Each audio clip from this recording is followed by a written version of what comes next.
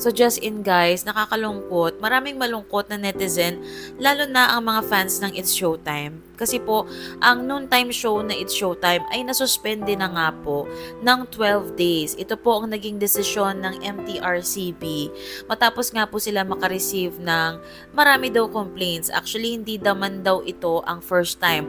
Kung babasahin niyo po yung statement ng MTRCB, nilista po nila lahat ng complaints na na-receive nila during the other past dates daw. Hindi na natin babasahin kasi baka ma-community guidelines tayo dahil yung mga words dyan na nakasulat, naipon na daw.